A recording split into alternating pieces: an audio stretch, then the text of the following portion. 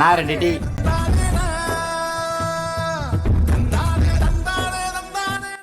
டேய் அப்படி நாடா பேசுவீங்க? இப்போ எல்லாத்தையும் பேச கல்யாணத்துக்கு அப்புறம் நாடா பேசுவீங்க?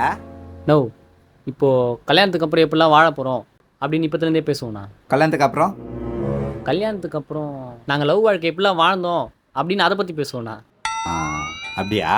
சரி, உன் ஆளுக்கு கால் பண்ணி கல்யாணத்துக்கு அப்புறம் எப்படிலாம் வாழ போறீங்கன்னு கேளு. ஸ்பீக்கரில் போடு.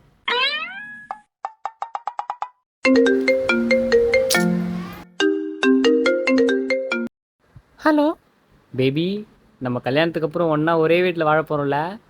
கல்யாணமா? பார்க்கலாம் பார்க்கலாம். ஏய், என்னம்மா இப்படி சொல்கிற? ஆமாம், உன் கூட ஃபோன்லேயே குடும்பம் நடத்த முடியல, இதில் எங்கே இந்த ஒரே வீட்டில் குடும்பம் நடத்துறது? கல்யாணம் ஆகிட்டு உங்கள் அப்பா அம்மாலாம் நம்ம வீட்டுக்கு வரக்கூடாது. தனி குத்தணும்னா உனக்கு கல்யாணம் பண்ணிக்கிறேன், இல்லைனா வேணாம். தனி குத்துணுமே போயிடலாண்டி, தனி குத்துணுமே போயிடலாம். ஃபோனை வை. நான் tea வேணாண்ணா. A few years later.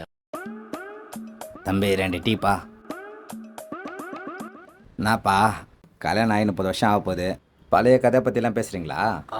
பேசுவோம்பா. சரி, உங்கள் வீட்டம்மா கால் பண்ணு.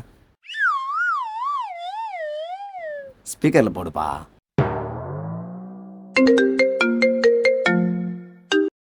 ஹலோ மா, நான் உங்ககிட்ட எப்படி பேசினேன்னு உனக்கு ஞாபகம் இருக்குதாம்மா?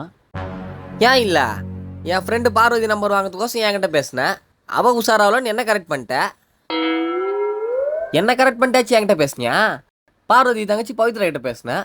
அது பார்வதிக்கு தெரிஞ்சு செருப்படி வாங்கினேன். அதோட நிறுத்தினியா?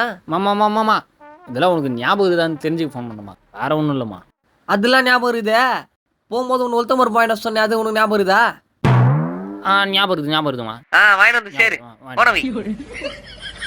தம்பி டீ கேன்சல்ப்பா. லவ் மேரேஜ் பண்ணால் ஜாலியாக இருக்கும்னு நினச்சினுங்கிறானுங்க.